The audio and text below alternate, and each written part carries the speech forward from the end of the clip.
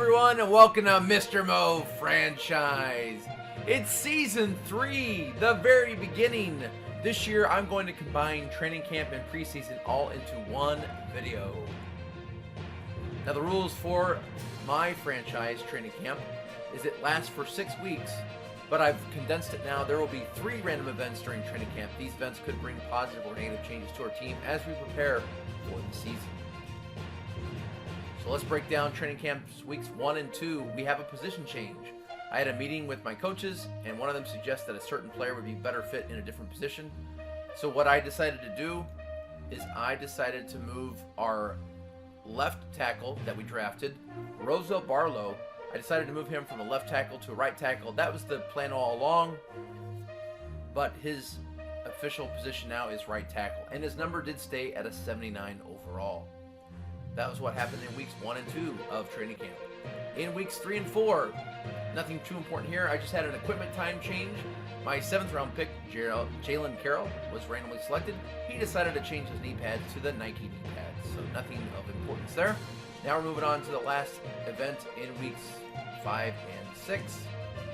I had a media question. How does the team look? And because I am a pragmatic head coach with the media, I gave the pragmatic answer, very straightforward, but without giving away too many things, and that means I have no changes to my head coach's approval rating. And now it's time for preseason. My preseason lasts 4 weeks, just like the real NFL, and each week a random event will occur, and those events could bring positive or negative changes to our team as we prepare for the regular season. Our first preseason week 1. Unfortunately, I got hit with the bad seed random event again. So I had to go to the roster and pick the player with the lowest morale, and there was a tie, which I did have a tie. And I rolled a 2, so I will be suspending this player for 4 games because I am an empathetic coach. And the player that I suspended was Jamari Peacock. With a new offensive coordinator, we brought in a new playbook, and he is mad that the fullback's role has been diminished in this new offense. Yeah, with the new offensive coordinator I brought in, there are fewer plays for the fullback. He threw a temper tantrum. He was not happy. He threw his helmet. He cursed at the offensive coordinator. And as the head coach, I can't have that. We need to welcome this as our offense was rated near the bottom. So as much as I like Jamari Peacock, I had to suspend him for 4 games.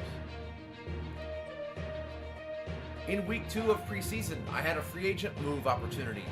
And because of this, my GM is strategic, so I have to roll 1 through 7 to make this deal happen. Unfortunately, I rolled a 10 for the first roll, so the GM said, no, we're not making any moves in week 2 of preseason.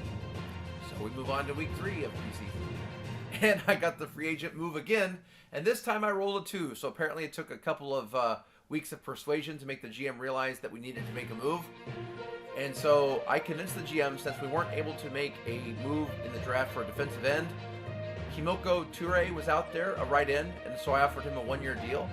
And he will start at end for me, and that means that the move we talked about making last season will happen. I'm going to move Josh Allen to an outside linebacker in the depth chart. I'm not allowed to change his official position name, but I am going to make that change in the position. So Kimoko Toure will start at end for me, opposite of Chason. And then Josh Allen will be starting for me at outside linebacker. We're going to try to utilize his skill set a little bit better in that spot. And then we moved on to preseason week 4, career-ending injury ? Check the NFL's injury report for the player who has the most severe injury in weeks lost.